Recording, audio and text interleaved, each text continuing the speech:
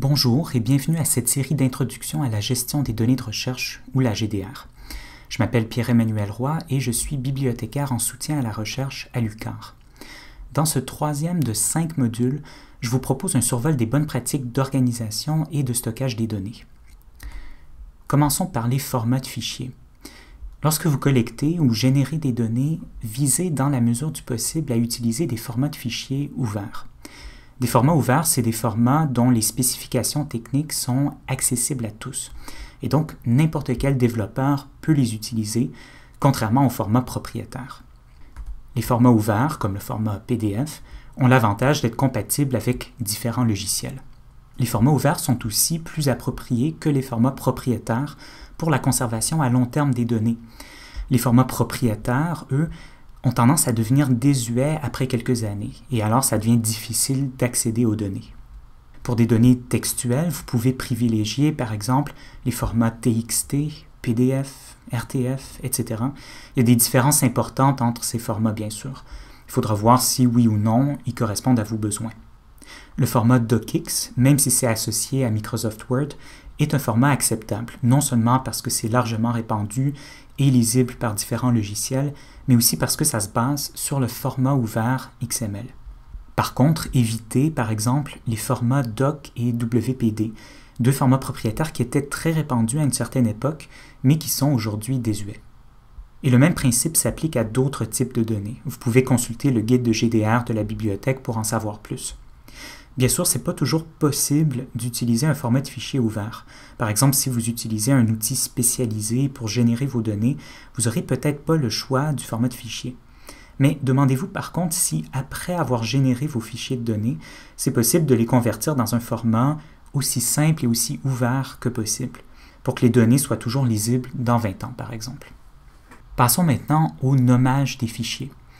Le dessin que vous voyez ici illustre un problème assez courant.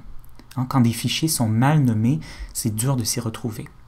Le risque, c'est de passer des heures à chercher le bon fichier, ou bien de croire qu'un fichier a disparu, alors que c'est seulement parce qu'il a été mal nommé qu'on n'arrive pas à le repérer.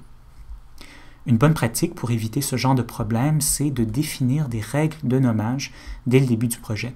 C'est quelque chose que vous pouvez faire directement dans votre plan de gestion de données. Et vos règles de nommage devraient aussi suivre certaines bonnes pratiques. D'abord, les noms de fichiers devraient être aussi courts et significatifs que possible. Un nom comme Untitled 243 important, par exemple, ça signale que le contenu du fichier est important, mais ça ne nous informe pas davantage sur le contenu. Donc, ce n'est pas ce qu'on pourrait appeler un nom significatif. Évitez aussi les espaces, les accents, les caractères spéciaux qui ne sont pas toujours reconnus par les systèmes informatiques, ce qui peut causer des problèmes. Évitez aussi les mots inutiles, les mots peu significatifs, comme ça vos noms de fichiers seront plus courts et plus efficaces. Et identifiez clairement les différentes versions de vos fichiers. D'abord, c'est une bonne idée de conserver les différentes versions de vos documents. Ça peut toujours être utile de revenir à une version antérieure, au cas où il y aurait, par exemple, un problème dans la version actuelle. Et c'est important, bien sûr, d'identifier clairement les versions. Certains systèmes, comme le OneDrive et le GitLab de l'UQAR, font un versionnage automatique des fichiers.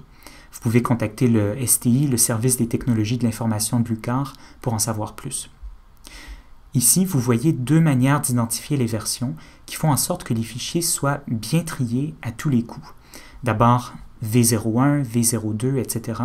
Le 0 dans V01 est important d'ailleurs. Ça permet d'éviter des problèmes de tri dans certains systèmes informatiques. Une autre option pour identifier les versions, le format année-mois-jour, qui permet le tri chronologique des fichiers.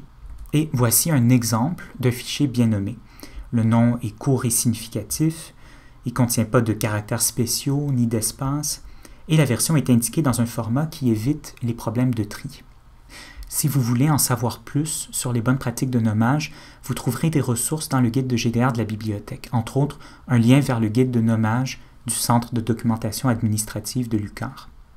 Une fois les fichiers générés, il ne faut pas seulement les nommer, mais aussi les organiser. Encore une fois, l'enjeu ici, c'est de pouvoir trouver rapidement les fichiers pertinents. Une bonne pratique consiste à définir, dès le début du projet, une structure de dossier simple, cohérente et efficace. Et ici, il n'y a pas de solution universelle, parce que chaque projet de recherche est unique. Mais un conseil qui vaut pour à peu près n'importe quel projet, c'est de mettre les données brutes à part et en mode lecture seule pour les protéger des altérations accidentelles.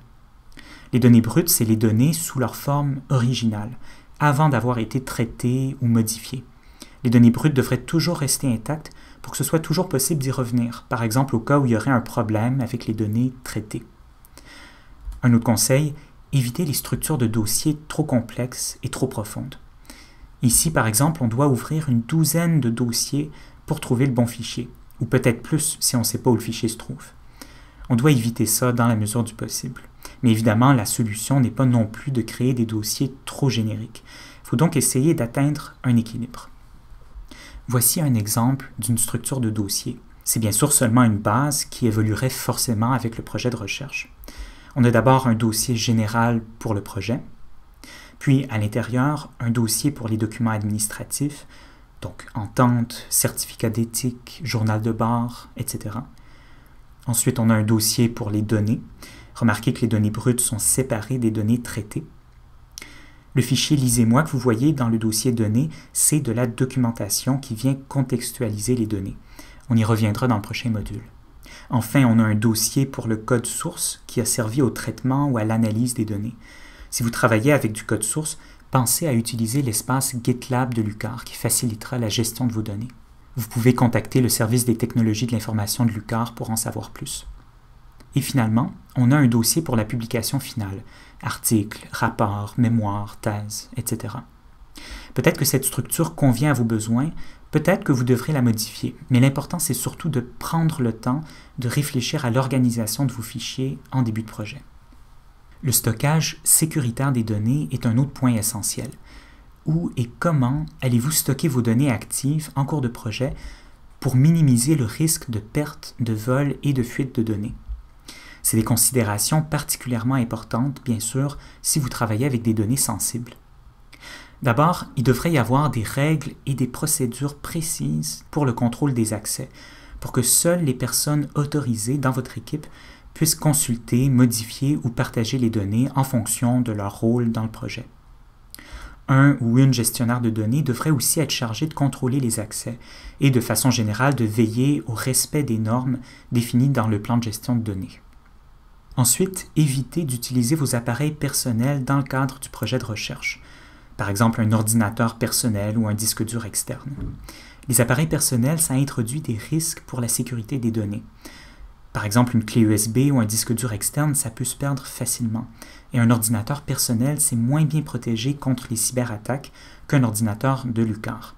Utilisez aussi les solutions de stockage institutionnelles.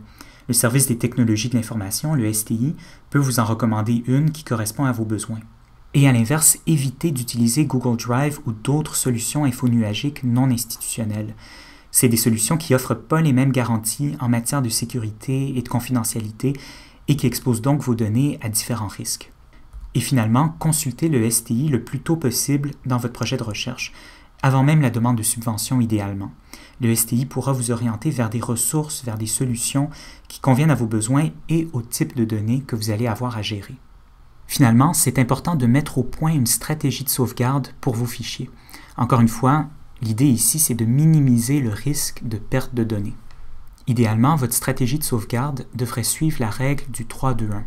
Ça signifie que vous avez 3 copies de chaque fichier sur 2 types de supports différents, un service d'infonuagique par exemple, un serveur local, etc. Et une des 3 copies devrait être hébergée hors site, autrement dit dans un lieu physiquement séparé des autres copies, pour prévenir les pertes en cas d'incident comme un incendie, une inondation, etc. Le STI peut vous accompagner dans ces réflexions et vous orienter vers des solutions appropriées. Si vous voulez en savoir plus, consultez le guide de GDR de la bibliothèque, section Stocker et organiser. Vous pouvez aussi consulter la section Besoin d'aide dans le guide si jamais vous avez des questions. Vous trouverez un lien dans la description de cette vidéo. Et on se retrouve dans le prochain module pour voir comment documenter les données.